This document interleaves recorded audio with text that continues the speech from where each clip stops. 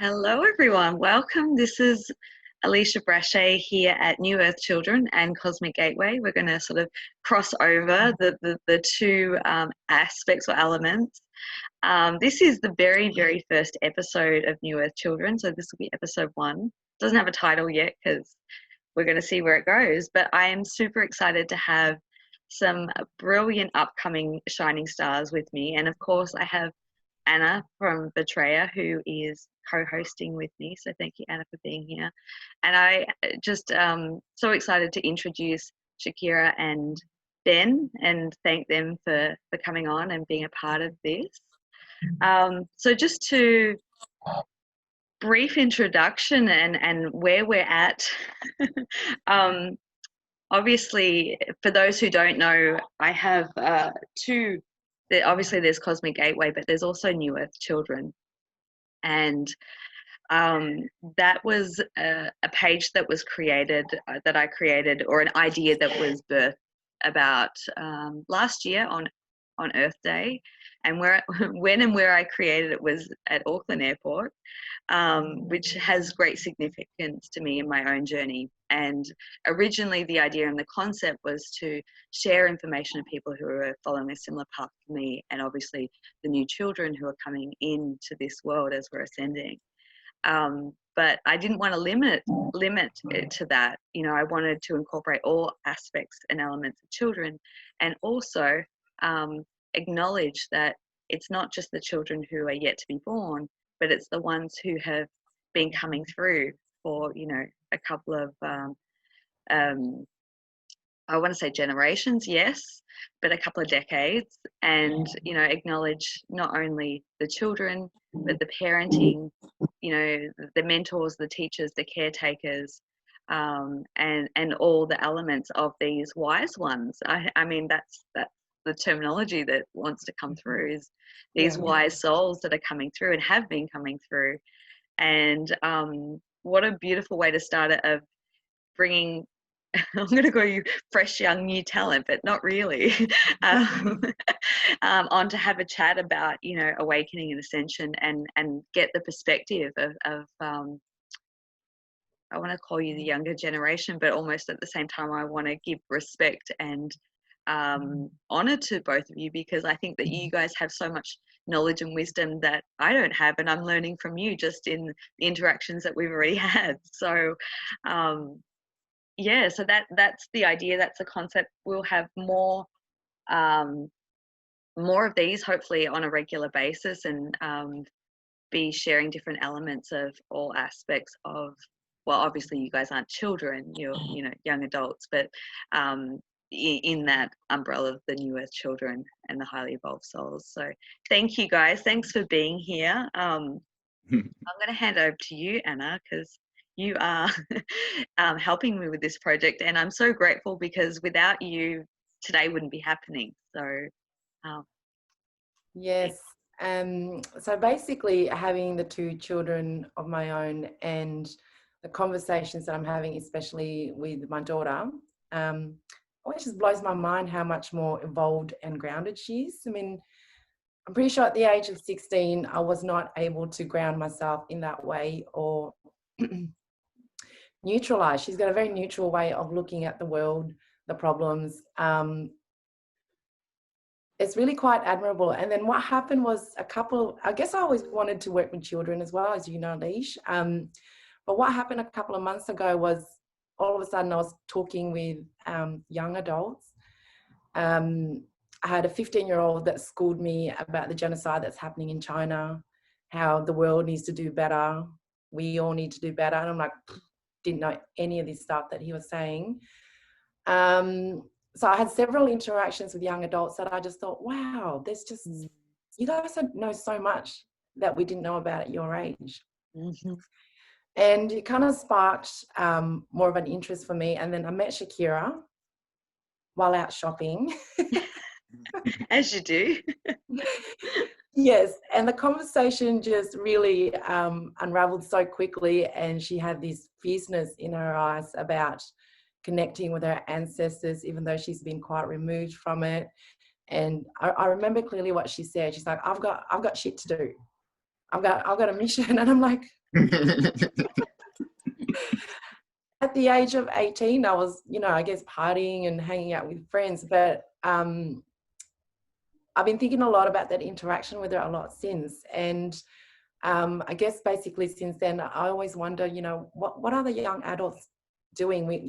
There's so many videos on YouTube about, I guess, the older generation talking about ascension and, world events, spirituality, and how that's all, interlinked. But I haven't seen anything from the younger generation talking about their experiences and what their awakening was like and what challenges they had and what support they have. So that's when I came and spoke to you about it. Shakira came on board, and then Ben as a representative for the masculine younger generation. I feel like I'm going to do a lot of air quoting today. So I think this is beautiful because there's so many young adults out there probably going through this and don't have a platform to go to. So I'm excited to hear Shakira and Ben share their story. Yeah, 100%. Who wants to start? Thank you so much for having us on here. We're so excited and we appreciate it so deeply. Yeah, I feel like it's all come into such an alignment. Like Ben and I have just recently come into like this alignment with each other, and then with our interaction, Anna, like that was so beautiful. And I was thinking about you for months. I was like, I need to contact her. I need to get around to doing it. I was so, caught up in life, but I'm so glad I did. And now we're here to be, and thank you so much, Alisha, for having us. So I couldn't be more grateful. My heart is beating so fast. Yes, I'm excited, nervous, I'm all of it. But yeah, thank you so much for having, a platform and a safe space to express our own truth and our own experiences.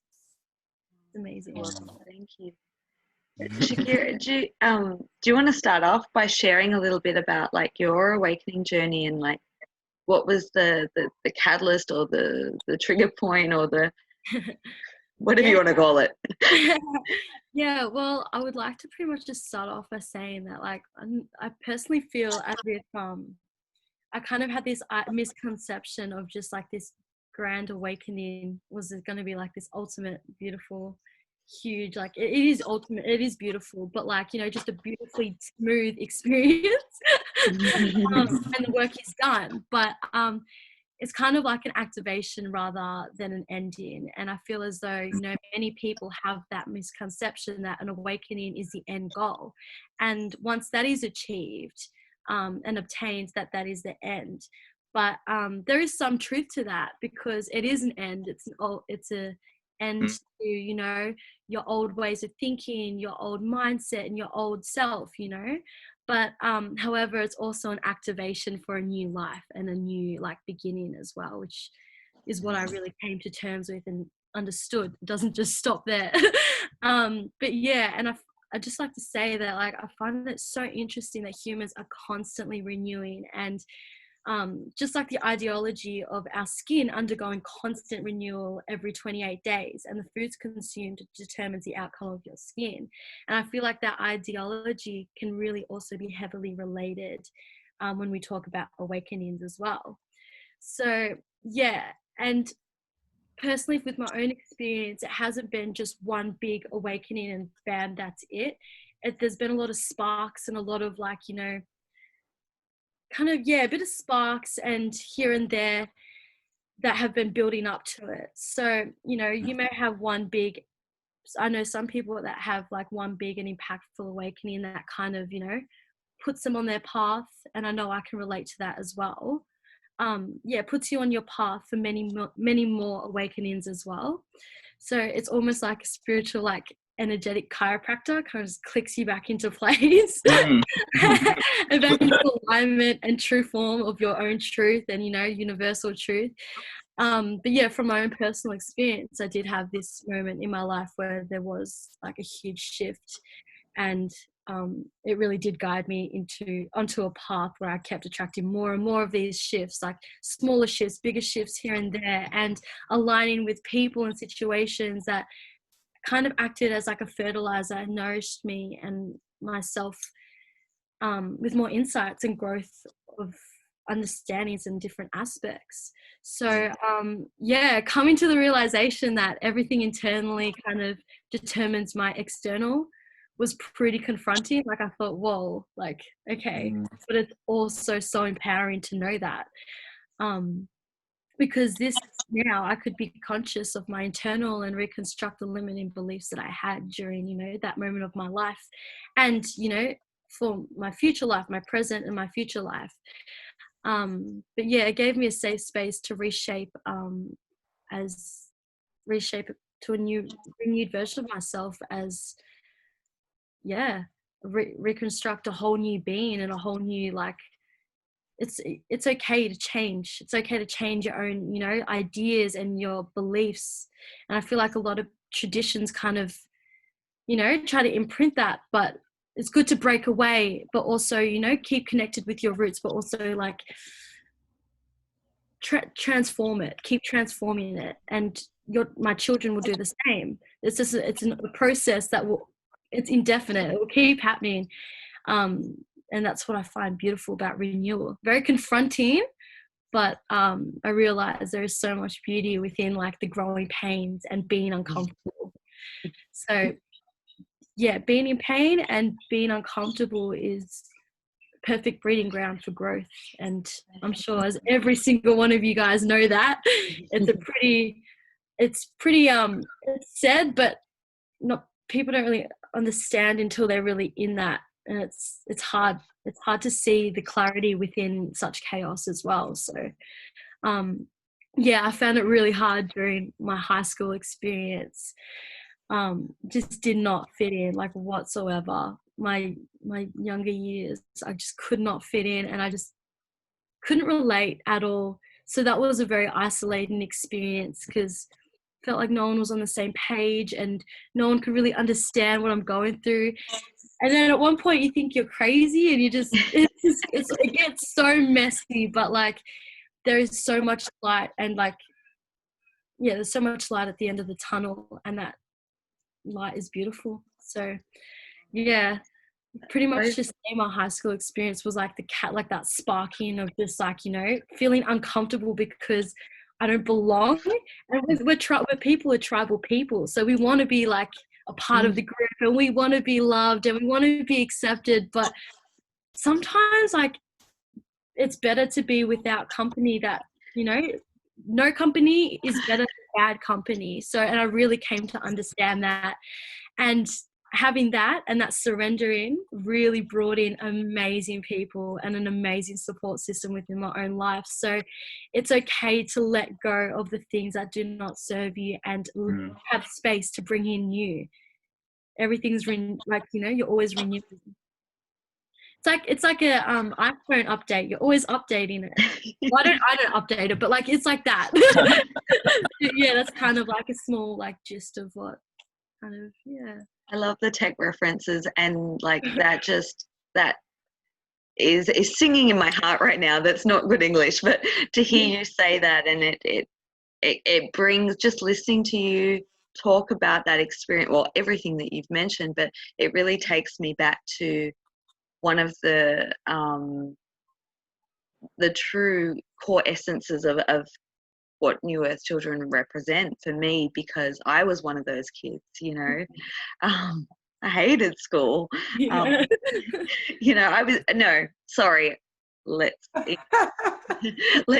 I loved some elements of it, but it wasn't for me, and I was different, and it had posed so many challenges. And I know we're not the only two individuals in the world that would have that experience. So I think it's really important to talk about how the system hopefully is changing and supporting more young people in their unique way.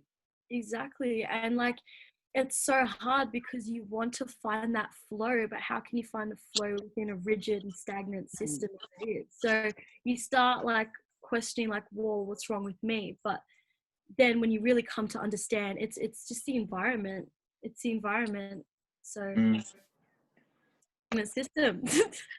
Sorry, we're back. There was a little, Okay. little Right, interlude. But you were talking about the rigidity. Is that a word? yeah. Could make it a word. Yeah, no, it's just really hard to find a flow and just a flow within a rigid and stagnant system. That's what with my own personal experience. Yeah. Yeah. Yes, I do understand. And the beautiful thing is that we're not at the change that I see that's possible in the future, but we're certainly, things are, pathing towards that. So thank you. It's all right. Thank you for sharing that. Maybe we might just give you a bit of a platform, Ben, and jump over to you for a moment, and you could. Otherwise, I'm going to talk to Shakira all for hours.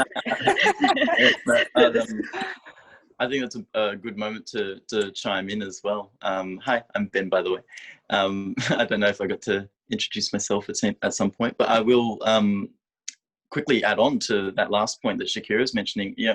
Not just a rigid and stagnant system, but also sort of institutionalized resistance right throughout as well. Talking about flow, it's really hard to flow when you've been trained from a young age to abide in justice, or to engage in behaviors and thinking patterns and systems that are counterintuitive and that are depersonalizing, and that in my opinion, a lot of what's going on in the world today seems to be targeting spirituality in all of its various forms, as to sort of undermine this sense of oneness that we're pursuing in a awakening experience, or that we most of the time discover in an awakening experience.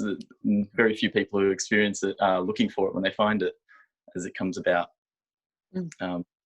So I believe that was the nature of the question that we were opening with, talking about one's personal awakening experience. Yes.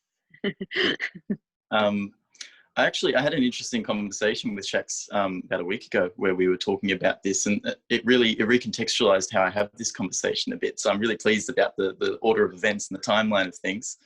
Ask me a week ago and I probably would have said that my awakening happened when I met my twin flame, and that was, all the rest of it sort of went on from there. But off the back of that conversation, I realized that there was actually a series of moments where it was a sort of not so much an awakening, but in the preceding years, there were little alarms that were coming up and I was hitting the snooze, but I was still getting closer to waking up, just needed a bit more time to rest and a bit more time to build my energy before I can finally lift myself out of bed. And, if that analogy, I love that analogy. That's great. Do I have your permission to use that sometime? That was absolutely. Great. Yeah, I mean, I think what distances ourselves from, I mean, we talk about an awakening and moving towards that, but I think I alluded to it earlier. Oneness is what I sort of would define as part, or as an important aspect of our awakening. For me, I would define for myself and my awakening experience as the moment that my 3 pillars of my consciousness, or the 3 pillars of my being, being my physical, my mental, and my spiritual selves, for the first time existed in the same space inside my mind simultaneously. Whereas prior to that, my sense of spirituality was isolated to one part of my mind and my consciousness, and spiritual behaviors and spiritual conversations, and even just feeling comfortable identifying as spiritual was something that I could only experience at certain moments and in certain places and with certain people. And same intellect and my physical self, it's very, very easy for that to integrate into our everyday lives.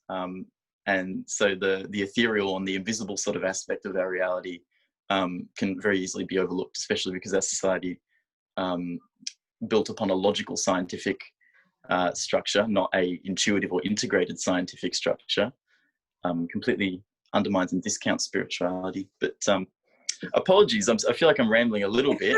I could sit and listen to both of you all day. I'm like, I think if I could go back a little bit further, as to explain the division that was within myself.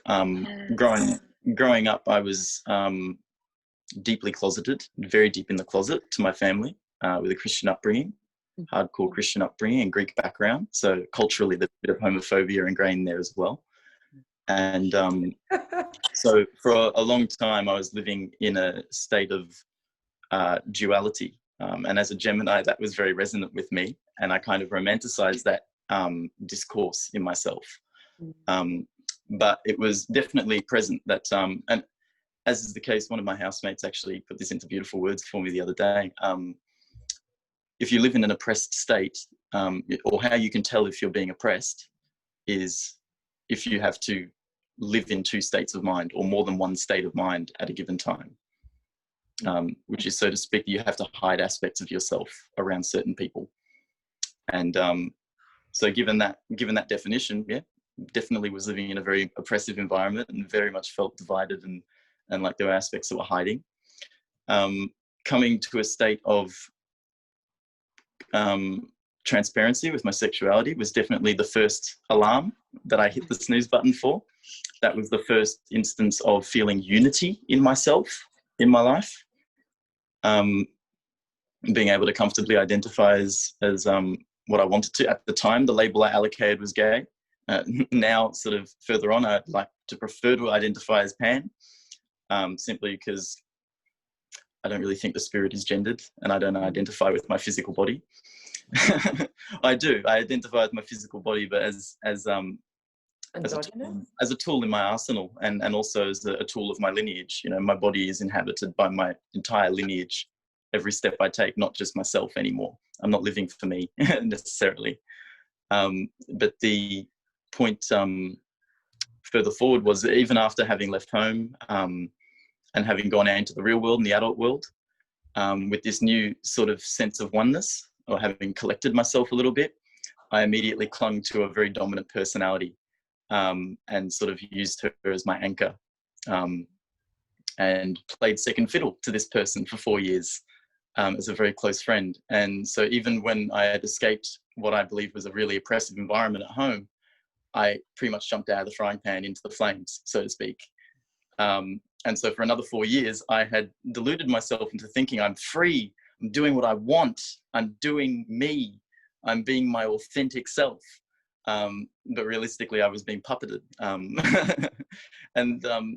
So casting off that very toxic relationship down the line, I think was the second sort of alarm that I hit the snooze for. But that instance at the age of 21 was the first time in my life that I truly felt as though I was myself, and truly felt as though my mind had agency over my life. And that was a bit daunting, to realize how much weight was rested on me just through a friendship that I thought genuinely was feeding positivity into my life and helping me grow. And I mean, it did help. It did definitely help me grow. It helped me come into contact and understanding with my darkness and with my sort of shade aspects or my shadow aspects. And definitely taught me to wield my, I've been described as a vampire multiple times in my life, in the sense that I am apparently able to utilize my darkness and my light at will. I can be the charismatic, handsome, lovely humanoid person that I want to be, and bring light and bring understanding. But I can also, in times of, Shaq's telling me a little bit about Mahakala. Do you want to chime in real quick to just explain what Mahakala is, Shaq? Yes. So Mahakala is an entity that pretty much annihilates, like, and obstructs, like, obstructions to enlightenment. So he is like this powerful, so he's from Tibetan Buddhist teachings. He's like I think he's a god. And my auntie introduced me to him, and he has been one that I like relate to so much. And I think embodying him, like that fierce and that, but not in a like, it's hard to explain because he does it in such a way. He just severs, like he just pretty much severs like all like the bullshit. Like, can I say that? The bullshit? Yeah, of course. He pretty much is like, he's like, nah, like, you know, I'm going to like get rid of like completely just fire, like he's fire. And and I know, Ben, you remind, like you embody him, like, and I love that, like seeing that. And I think it's beautiful. And people think that, you know, you always should be like gentle and kind, but when you need to be like, be able to go into that like state of like complete like fierceness, that's important too. You can use any of like, it's hard to explain it, you can use it to benefit you and, you know, help get past through the obstructions to enlightenment, such as like, you know, egotistical like belief patterns. And he's really interesting. So people that are watching, please like do have a look at him and read in about him. He is really awesome and he's helped me a lot. He's also got some, I think he might have some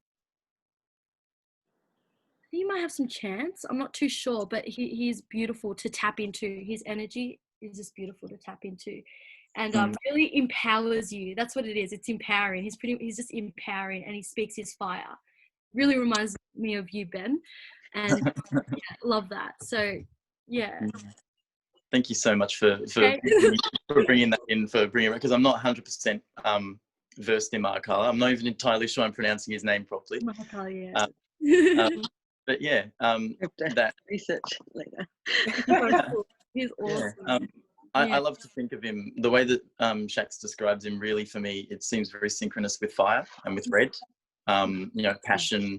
It can also be rage. It can also be fury, and all these things. It can also,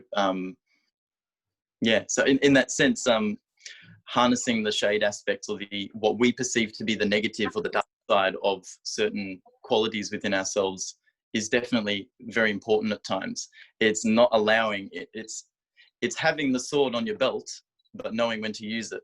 Yeah, exactly. Better to have it there. It's there's a story in the Bible, which again I might link a few biblical references in here because it is deeply a part of my roots. Yeah. Although now I don't necessarily identify as a Christian, but I would say that I have like an integrated understanding that marries a few different philosophies and religions. But there's a story in the Bible about these I can't remember specifics. They were building a wall around a city, and all of the builders had two tools with them: a trowel at one side to lay the mortar and the bricks, and a sword. And it was this understanding of the creativity and the destruction, or the being able to build and the being able to dismantle, very much, and having the discernment to be able to wield them properly at the proper times. You try to build a wall with a sword, you're not going to get very far. You try and fight a man with a trowel, it's not going to get very far either. So it's not so much the tools that we possess, but how we use them. Yes. But yes, I love that. You guys are giving me chills everywhere. and I'm learning. All this stuff I don't know. Thank you. So yes, yeah, Devon. Oh shit, I shouldn't be dropping names actually. But yes, that relationship definitely taught me and empowered me in my shade aspects and my darkness. But at a time of my life where I wasn't conscious enough to understand the consequences of my actions, I wasn't aware of what I was manifesting through my words, through my actions, through the intention that I was carrying on my heart, which for most of my life has been pure rage, pure resentment, pure disdain, disgust, really, really horrible feelings and energies. And due to that, I think I've attracted a lot of challenges to myself constantly and to the people around me by extension of that. But having found a place of overcoming this, not all of it, there's still a lot of trauma and a lot of things to work through. But yeah, linking back to earlier, the challenges in life are the most efficient, if not the only way towards growth. It's the overcoming of that tempers you. You know, the peaks of enlightenment have to match the depths of the darkness that we experience. So in many senses, having spent the first 21 years of my life in a perpetually low place, and with starting to see a clinical psychologist as well, really helped me disempower a lot of ingrained trauma from my upbringing and from my parents. And that very much unlocked a lot of my physical memory space in terms of being able to hold more consciousness within my mind, which is also an important part of that sort of the 3 pillars of the self. The body seems to be the easiest pillar to maintain, which is counterintuitive to what we're taught in the world. We're taught that we need to eat. We're taught that we need to have vaccinations. We need to have all these different kinds of things to bolster ourselves. Realistically, there was a period of about 6 months last year where, as a type 1 diabetic, I didn't take insulin at all and had perfectly normal blood sugar, simply because I was resonating on such a high frequency of positivity and love and connection.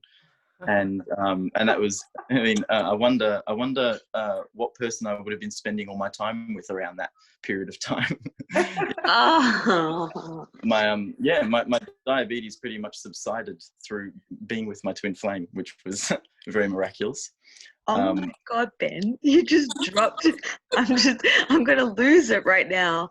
Okay, we need to talk later because I'm looking for, my dog has diabetes, just being diagnosed, and I'm looking for, and I think we'll talk, but also oh yeah, please. But just to bring up that whole thing that when you're in that high frequency, how the body just naturally morphs and aligns and does all that. And of course, the catalyst can be, a twin connection. I've experienced that myself where actually this is one of the good things. If people don't talk about the good things, it's always about the bad things. But I went through this period of about 6 months, off and on, different periods of time. But I've always been quite, one of my things to break through has been like body issues, in varying degrees. And just out of nowhere, just like boom, my body morphed into the most perfect alignment physically and all aspects. With I did nothing except being in high vibration, of course. So sorry. Well, to sort of link it to a physiological sort of explanation. Yes, please. When different resonances or different vibes, our heart beats differently. The cadence of it, it beats less powerfully and less rapidly and less consistently. When you're in a state of guilt or fear or shame, these are all at the lowest end of the sort of resonances. And then love, joy, and enlightenment on the very, very high end of that range, which twin flame experiences often promote. But also, they tip you down the bottom end as well, into interchangeably as well.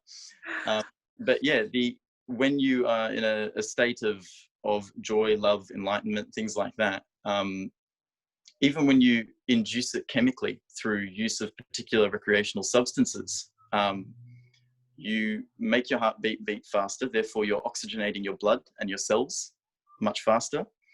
And the protein producing aspects in our cells, I'm forgetting the exact name, ribosomes or something like that, or the endoplasmic reticulum. And there's certain, I'm pulling out stuff from like year 9 biology right now. Oh, you've just gone. I've said these words in years. But yeah, pretty much the body, depending on the oxygen content in the body, we produce a variety of different proteins for all kinds of different purposes throughout our body. But the body will produce weaker quality proteins when your body is less oxygenated as a survival response, so that you don't waste all of your oxygen on your cell reproduction too quickly. So there are many, I'll speak to myself and not anyone else in this case. For those 21 years that I was in a really, really bad place, my body at a cellular level would have been in survival mode, just barely putting out like the baseline, like it's the protein, but pretty much in name, but not so much in function, just enough to keep my body physically clinging to life. And the triggering of the diabetes and autoimmune response is my body literally trying to opt out. And so the, but in, if we're being in a higher frequency, stronger quality proteins, the body is physiologically stronger, and we can also access, because again, a lot of studies that we do on the body's immune response, on the body's ability to regenerate, and on the body's ability to perceive sensory stimuli from the environment, are usually conducted on people who are in a resonance in the lower range.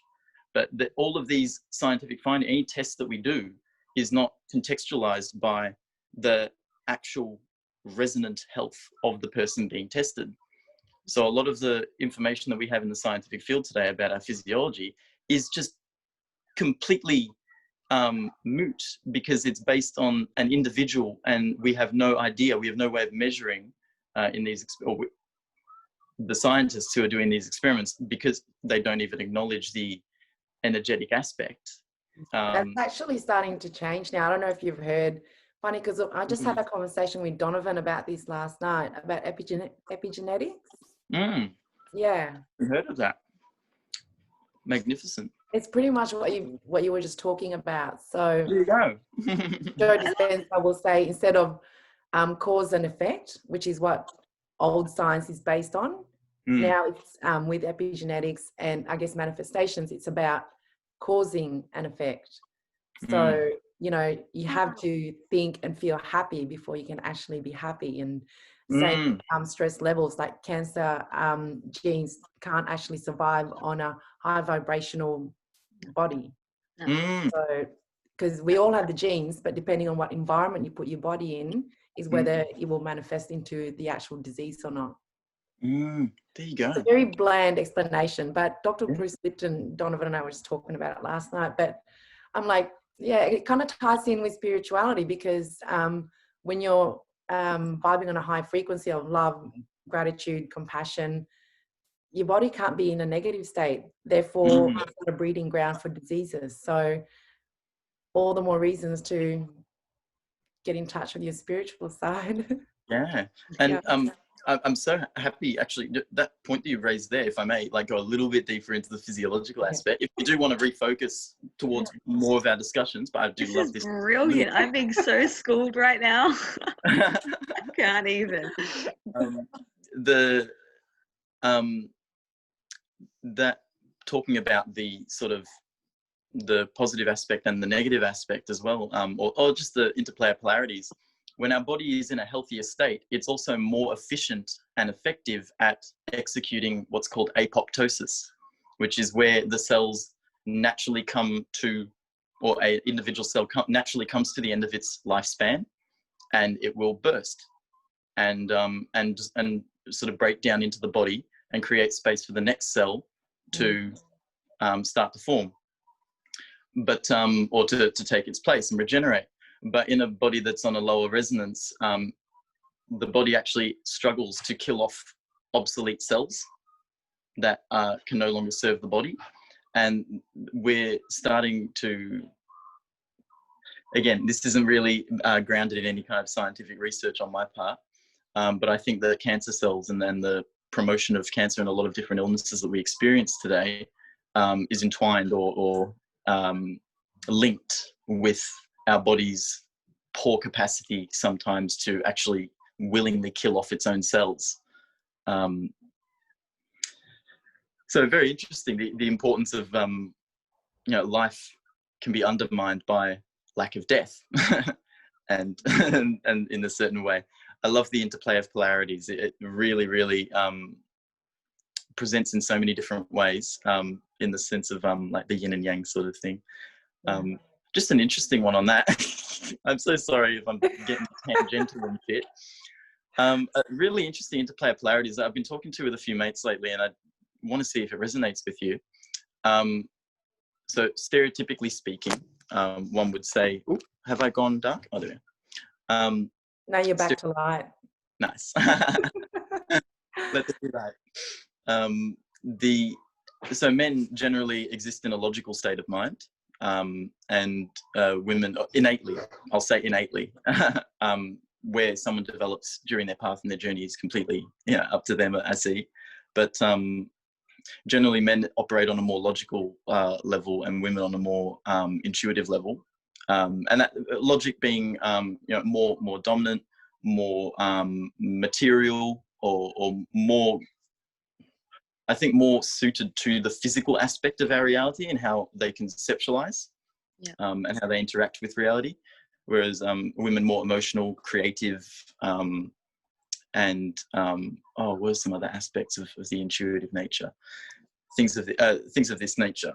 But an interesting thing about the interplay of polarities is that when men hang out in groups, their intuitive and emotional and feminine traits present.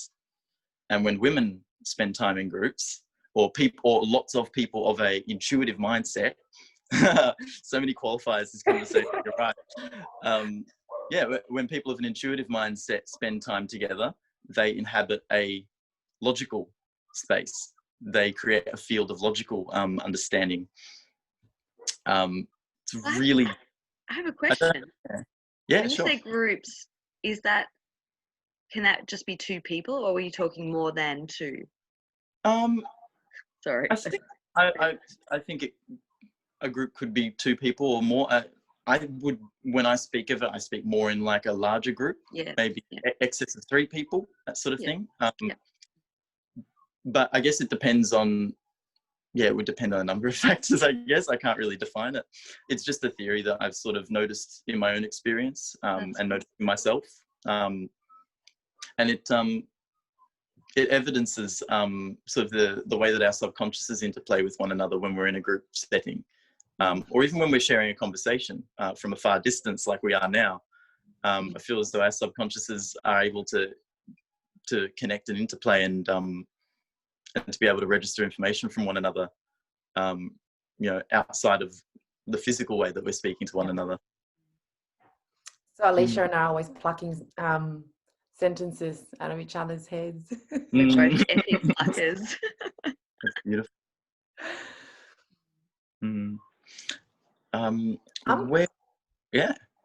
Sorry, I'm curious to know, because I'm really hoping there's going to be a lot of young adults that will listen to this video. And you two sound like you've got it all made and you've got it all together, and Ascension spirituality, you're like gurus. But we know that's not really the case. There's a lot of dark nights involved and a lot of processing.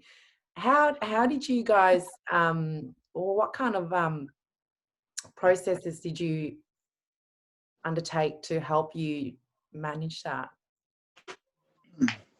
Do you want to open this one up, Shakira? Ben's warming up. Yes. Okay, so I'm just in a moment to think. Is that okay, Ben? You got this. Okay. I got this. Challenges. Let's see.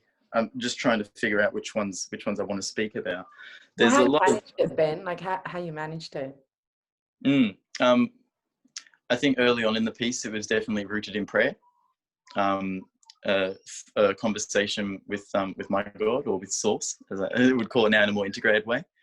But ever since I was very, very little, even before I was aware of spiritual concepts, I would feel entities or feel presences and things like that, and would regularly send up a prayer that would essentially white light myself and my bed and my pillow. And that would come in the form of, very, very simple, but it's important for me that it doesn't become a mantra, or it doesn't become just spoken words.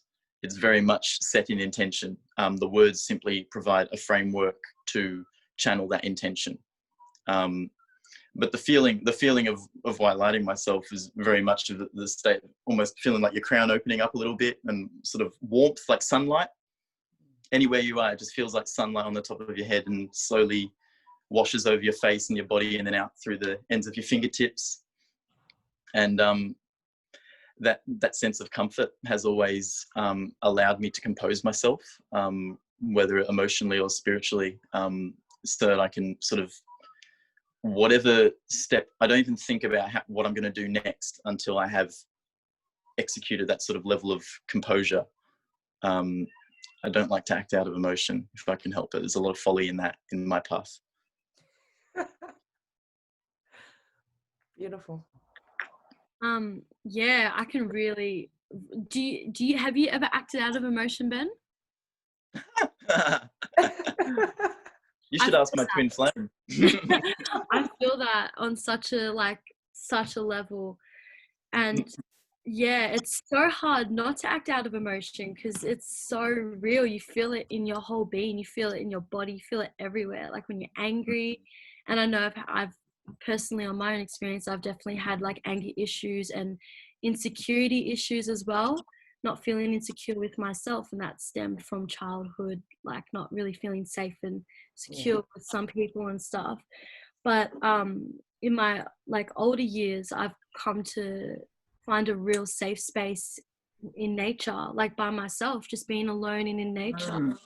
I feel like it's such a cleansing experience. Like, just wow, I've come to so many realizations just sitting on the ground and just really connecting and just surrendering too. Like, it's so, I know it's such a easy and blasé thing to say, like just surrender and you'll be okay, but it's like it's hard to surrender, and it's hard to sometimes even like in my latest experiences, like it's been a bit hard for me to even cry sometimes, because it's like, no, it's kind of like this ignorance of like, no, like, you know, it's okay, it's all good. It's like, but understanding that it's not okay and it's not good, that's okay too.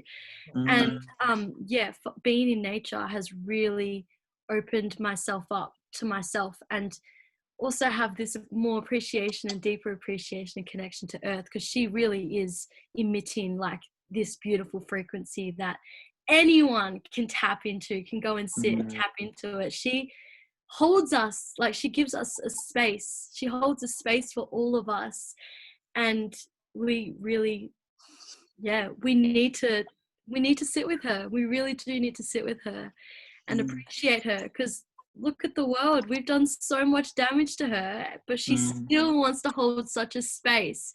And I think that's the most beautiful thing. And I want to embody that as a person, to hold such a space for other people too, and for myself.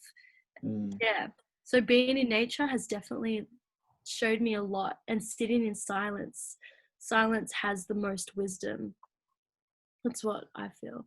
I'm trying really hard not to cry right now. You're gonna make me cry too. Too bad, I'm crying. That's just beautiful, because I'm listening to you talk and I thought, I can't talk. Alisha, you take over. Oh, okay. We'll give Anna just a moment. It's all right. I've gotten good at holding it together via recordings. Thank you for sharing that. That was beautiful. Both of you given me such chills, but as you know, any conversation that incorporates the energy frequency that's emitting from Gaia herself will generally put me in a state that Anna's in right now. Like,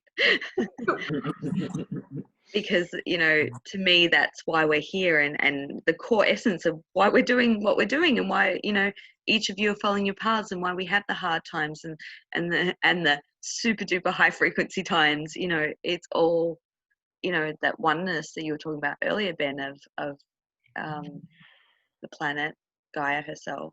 Yeah. That embodiment, and what we're all going through together as one. Oh, dear me. I am just, I don't have enough words. I'm not lost for words, but I think probably one of the things that has really stuck out to me in this conversation with both of you is looking at